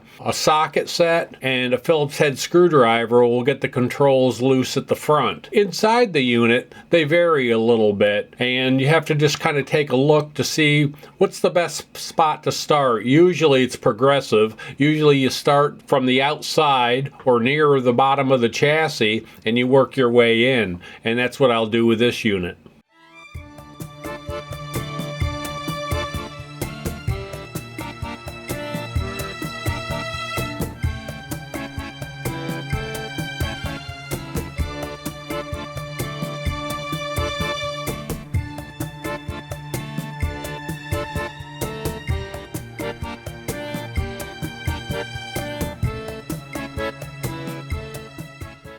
So I got all the fasteners unhooked at the front, and all the assemblies came right on out for me. So now I've got everything removed from the front of the 9900. It's several assemblies. You can see here on this block diagram, it shows them all, the tone controls and the volume control and the balance and the filter assembly and etc. Some of the assemblies I just had to remove some connectors, and the whole assembly came right on out of the chassis. Some of the assemblies had wiring attached that wasn't going to be as easy to get them out of the chassis, but I really didn't need to. I just needed enough room to be able to work on them on my test bench, so that was fine. Unlike the Marantz 2500 that I recently worked on, where there wasn't enough slack in the cables, and it was very difficult to work on some assemblies. But this Sansui has plenty of slack in the cables, so even though I can't completely unhook some of the assemblies, no problem. I've got plenty of slack, and I can just pull them right on out where I need them, and I can work on them easily. Before I change the components out in each of the assemblies, what better time than to clean all the controls, right? I mean, this stuff is all out here on the table, and we can get in there and clean those controls so they'll operate properly for several more decades. As I said before, you've got to decide on what products to use. There's different ideas of what to use and what to use them on. I can just tell you from experience, I've never had an issue with any of them, any of the Deoxit products. I use several different ones. As I said, I've got the liquid variety also of them. Those are used in some spots, but I don't think you can go wrong. I guess if you're going to just buy one spray, the D5 is the spray. I'm going to pause the video for a moment to go on a public service rant involving Deoxit D5 and the 2 can options that are available for you guys to purchase. Now let me tell you a little bit about Deoxit D5 and the different cans. This can is a newer can that has this big head on it and this big yellow straw. Easy to identify compared to the old one that has an adjustable spray, low, medium, and high, and a little thin straw. Pretty easy to tell them if you see them. Don't buy this one. Don't buy the new one, the yellow one. Oh, what garbage. It really is truly garbage. Not the product, the can, the type of can it is. This thing sprays enough Deoxit every time you push it to clean 50 potentiometers. It's ridiculous. And makes a mess all over the place. It's just terrible. And this thing here, this yellow piece that comes out, it's barely flexible at all. And you'll see, though, I do have a use for this. I still use it. You may be able to notice, I don't know how well you can notice, you see I've got one of the red straws inserted in the yellow straw. And can you see there's a bend in it? Well, it didn't come that way. I did that. And what this one does have one advantage in is you can get in further. If you can see this, I don't know if you can tell. See, this has got a big head on it. So really where this straw starts, I have to move this one a little bit forward. Where this straw starts, you've got a couple extra inches in this crummy can I hate. So it does have its purposes, but for the most part, get the D5, get the old one with the adjustable spray, low, medium, high, and you just need low. I wish they had ultra low. They don't, because all you need is a little bit of this and then a lot of working of the controls, and you'll be set to go. Now, later on here, I'm going to show you about this curve in this tube. It didn't come that way. I did that. So I'm going to show you that further ahead. But that's just a little bit of a rant. Don't buy this. Don't give $5 for this. Don't take 2 for $10. Just don't. Don't buy this. Don't buy it. Don't buy it. Buy this one. This one with the little straw adjustable heads. And these are still available on eBay. Now look what you did. Now you took the top off. All right, let's get back to cleaning the controls on this 9900. If you're going to buy 2, get some F5 too. But, as I said, I never had an issue, so I'll go ahead and clean those guys up, and then we'll start changing components. Probably the biggest mistake when people are cleaning controls, after spraying deoxit into them, they just don't exercise them enough. Once again, I know this will sound ridiculous, but you've got to do these back and forth and back and forth. You've got to do them 50 times to be sure. Could you maybe just spray something in there and turn it once or twice and get lucky? Sure you could. But the first time that you disassemble a unit like this to this level and you get it back together and you've still got a noisy, let's say in this case I'm doing the volume control, right? And you've got a little static, that's like a normal thing that you'll have in these old units. And so you get in here, you clean it, you put it back together, and you still got static. And 98% of the time, that's going to be because you didn't exercise these controls enough. And you just want to overdo it. And I'm telling you, it's a very good idea. Guess how I learned it? Because when I first started doing this, I thought, give this guy here a spray down in here, spray down in here, spray. And I don't know, 3-4 times, that should do it, right? No. Just don't do that. You've taken all this time to get this apart. You just want to do it right. So when you get it back together, you won't be back in here ever again. So just do it more times than you think you should. As I said, about 50 or so. And that'll make sure that you get these things cleaned up, all the controls cleaned up properly. Okay, I'm going to start changing capacitors on the F2573, which is the filter circuit board.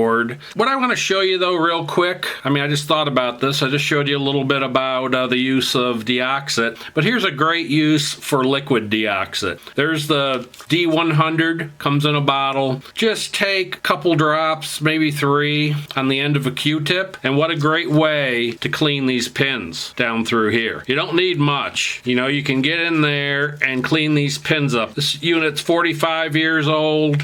Why not do this while you're here? Takes you all of a minute, right? And so that's a great use for liquid deoxit. All right, so let's get started with the capacitors. The 2573 filter board has only a couple capacitors in it, a couple bipolars. And again, I'm going to use Nichikan. I've used those before, but if you got another favorite brand, just use a name brand and they'll work good for you. So let's get started. Okay, we've got the 2 3.3 microfarad bipolar caps changed out. So this board, the F2573 filter board, is all ready to go. So we'll go to the next one. This is the 2576, the tone, bass, and treble board. Looks like the same thing. Looks like we've got maybe, I think those are all bipolars. Yep.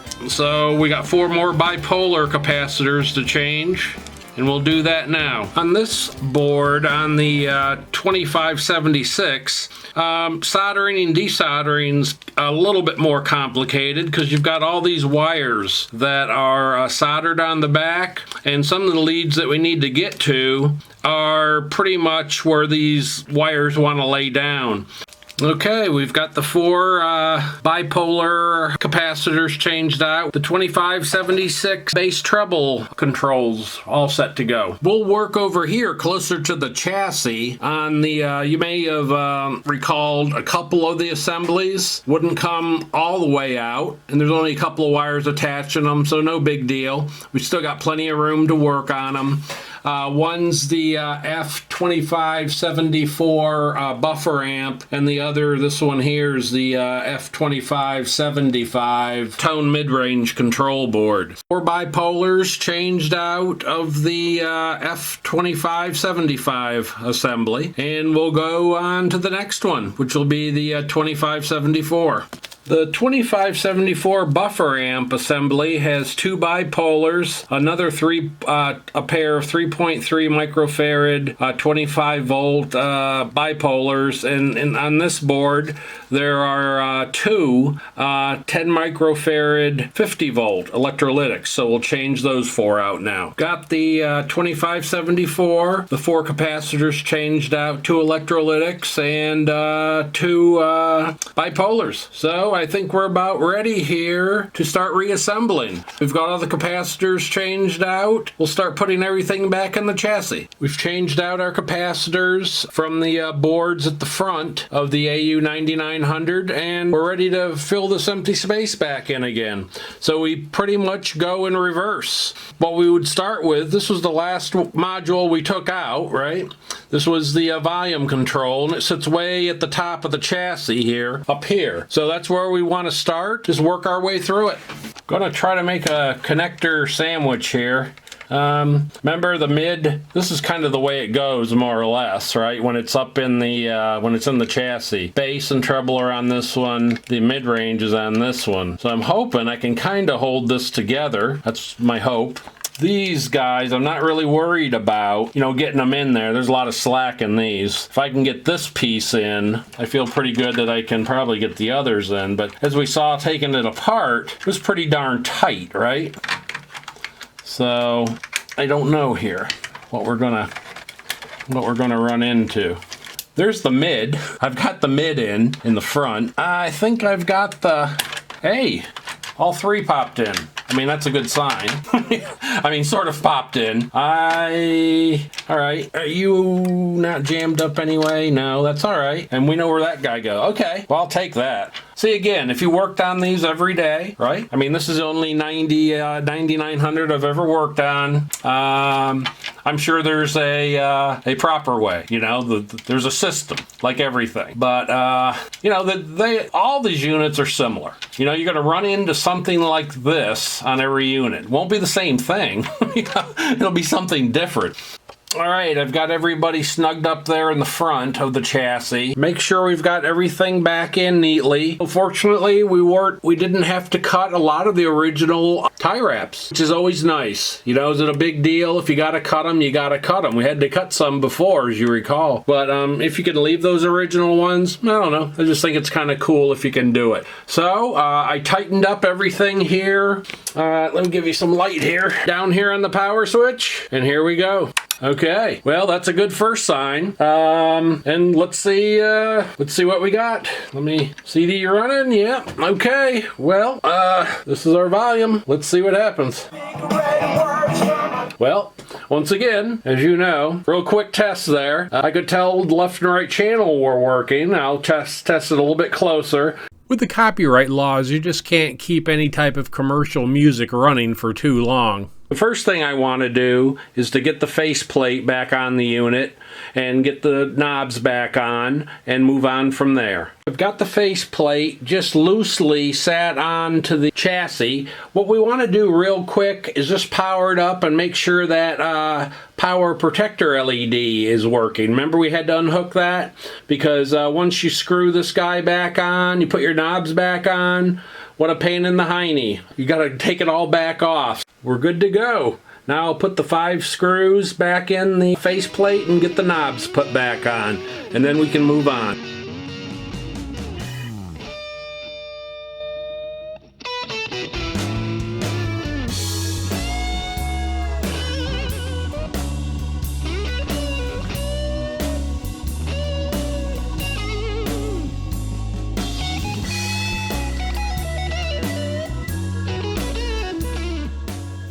I've reinstalled the faceplate and the knobs. We're getting close here. Before I reinstall the bottom panel, there's a couple things I want to do. One is we haven't looked at the filter capacitors at all, and I'd like to do some measurements on those, and also like to take a look at the bias down here. I think it's an easier place to look at it down here in the bottom. I think we can get on those emitter resistors easier down here. I have a Peak Atlas capacitor tester. It's an ESR 70, that's the model. It's an excellent little capacitor tester. Hold it in your hand, as you can see. Has 2 leads, and gives you a pretty good idea about any electrolytic capacitor and what kind of shape it's in. I am going to replace all 4, no matter what they test, but I just wanted to show you how this little device works. These filter capacitors are 45 years old. 6,800 microfarad capacitors. So let's see what the capacitor tester tells us we've got. 7,800. Alright, so on the surface that seems alright. DSR for these filter capacitors, that seems, you know, in range too. But as I said, doesn't matter if they test good or bad. I'm going to change them, but it's a good thing to know. I've got to have to order those, and I may be using this amplifier before I get to change them. And so it's a good idea, so you don't look in here and you've got something extremely wrong that you can't go on. All of these look like they test out. Now I'm going to check the idle current. AB class amplifiers, like this one, has a specification for its bias current. We're going to go ahead, I'm going to use 2 meters. I mean, this is always the best way of doing it if you can. You've got 2 meters, because we've got to hook up to the 2 channels here. If you only have 1 meter, that's okay too. You just got to do 1 channel at a time. Always, 100% of the time, when you're hooking the leads up, turn the power off. I'm going to use these little grabbers. They open up, you can kind of see, I hope, maybe not. As I push this down, like a plunger, these little 2 pins come out, and when you release it, they grab. And so you can see it's all insulated. If something does happen here, it falls off, you've got a lot better chance that it's not going to short something out. So using the service manual's procedure, I went through, adjusted the idle current, I checked the DC offset, and then I was all set and ready to put the bottom cover on and to get this AU9900 into some bench testing, and then after that, to have it make some music. I just want to go over a moment the equipment that I'm using. I'm using a signal generator up here to generate the tones that I need. I also have my multimeter here that I usually use him. I've already gone through and set up the idle current, made sure that was correct, and also checked the DC offset. And I just keep him in here in case I want to take a look at anything. I can, down here on my audio analyzer, I've got a little bit of a gap here in these connectors, so I can go ahead and use my leads here and get down in there if I want to see anything with the multimeter. So I usually just keep that there. And then, as I said, I've got my audio analyzer here, my Sound Technology audio analyzer, which is a piece of vintage equipment itself from the 1980s. Also, I've got the load resistors here, which are 8 ohm, 300 watt. You may have noticed the audio analyzer sitting here recording about 27 watts per channel. And also I mentioned the 8 ohm load resistors that I'm using. The reason I'm doing this, along with injecting a 1 kilohertz sine wave, is I'm preconditioning this AU9900 just like they would have done in 1975. And when I say they, I mean the manufacturer or a magazine like Stereo Review or High Fidelity that would be testing this amplifier. In 1974, just a year before this unit was produced, the Federal Trade Commission, the FTC, changed the rules about how an amplifier is measured. And the reason they did this was starting in the 1960s and up through the early 70s, what was happening was manufacturers were exaggerating their power output. So you had things like, maybe some of you guys have heard of music power. Something will be rated so much music power, or so much peak power, or whatever, some other name for exaggerating how much output power a particular amplifier can put out. In the late 60s, H.H. Scott, which for you guys that don't know, built some wonderful equipment in the 60s and into the 70s. Them, Fisher, McIntosh, Marantz, several others were making quality products, but mixed in there were these manufacturers that were exaggerating their products. So what was happening, people were going to the store and they were looking at an H.H. Scott receiver, and it was 30 watts per channel. Then they looked at Brand X receiver, and it was 100 watts per channel. And the Brand X receiver was half the price of the H.H. Scott. So they were losing business. So H.H. Scott had an engineer by the name of Daniel von Recklinghausen, and he produced a paper that the FTC used to come up with the amplifier rule. Because Scott was one of those companies, as I indicated, they're like, we got to do something here. So we have to have some sort of rules of how an amplifier is tested. One of the FTC rules in 1974 was to run whatever unit under test at 1/3 power. Well, I'm running an AU 9900, about 80 watts per channel, 27 watts per channel, is about 1/3 power. And to run a 1 kilohertz sine wave into the unit for 1 hour under an 8 ohm load before you do any testing whatsoever. So what that did, that weeded out the music power people and the peak power people. And so if you're building a good product, or if you weren't, this rule, if you're going to sell in the United States, you had to meet it. You weren't going to get around this rule. This is a government agency here in the United States, and you're either going to follow the rule, just like a UL listed product, or you're not going to sell them. So that ended this exaggerated peak power, music power. Everybody had to use the same rule. So I asked ChatGPT, why is 1/3 power the maximum power dissipation with an AB class audio amplifier? And here's the answer I got.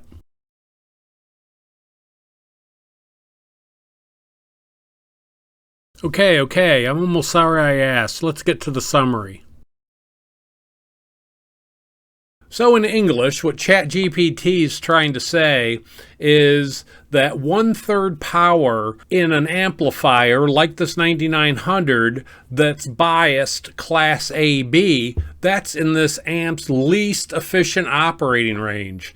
In other words, when you run this amplifier at 1/3 power, it's going to get as hot as it can get, and extremely hot. And many manufacturers had to re-rate their equipment or use bigger heat sinks so the equipment wouldn't fail after running an hour during this preconditioning test before the testing even started.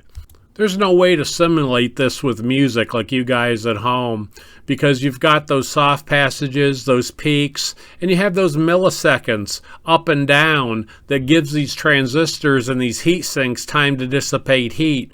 But when you're inputting a sine wave like this and just holding it there is no break for this amplifier or any other amplifier that undergoes any type of a bench test like this. So this is one reason why an amplifier like this 9900 is still operating almost 50 years later, because when it's under normal use, it's hardly being worked at all compared to what it was engineered to be able to do. Another reason was the exchange rate between the US dollar and the Japanese yen. So I asked ChatGPT to tell me the differences between the exchange rate of 1975 and today, and this is what it told me. So as you can see, there was a huge difference in the exchange rates between 1975 and today. The US dollar went a long way in Japan in 1975. It was approximately 3 times more valuable than it is today. So there was no need for any of these Japanese companies to take any shortcuts in making the best product they possibly could. So after putting in my 2 cents, I asked ChatGPT why it thought the Japanese stereo products were made so well in the 1970s. I don't think you can argue for any of these 4 reasons that ChatGPT came back with.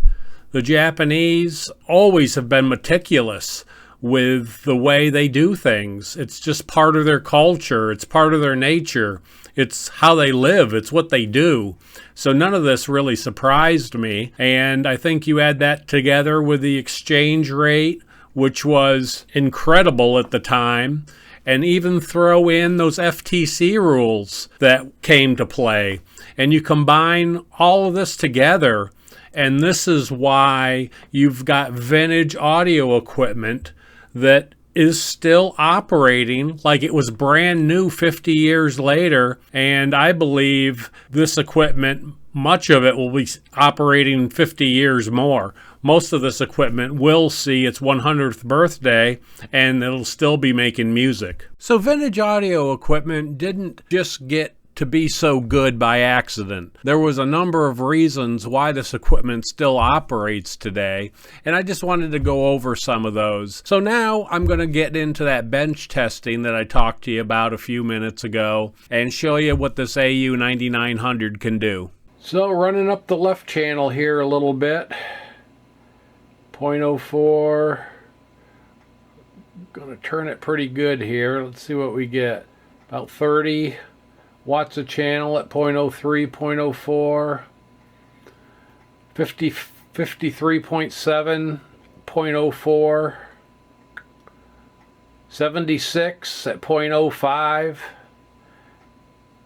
a little over 80, 0.06. Look at that. Just sitting right there. I mean, easily running that 80 watts under spec. And once again, this piece of equipment is almost 50 years old. It's running like it came off the assembly line in Japan in the middle 70s. So I'm real impressed with that. Let's go ahead and just click over here. I'm not going to leave it here forever.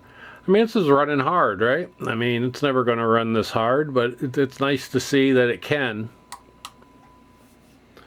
And we're about 83 at 0.05, right in there for the right channel.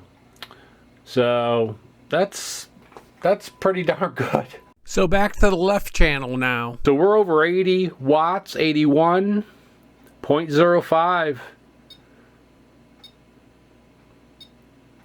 0.05, 82. I mean, she's holding up strong. Pretty amazing, 50 years old. It's doing this. 0.06 at 84. Now 0.07 at 80. We're going to make it 0.08. Right there, about 85 watts, 84.8. She's going to roll over here on us. Let's take her to 85. 85.2, 0.08. So that's pretty amazing. That's outstanding performance. And I'm holding it right here at 85 watts a channel. 50 years old almost. Amazing. So I'm going to run it back down here now. I'll run her back down to my...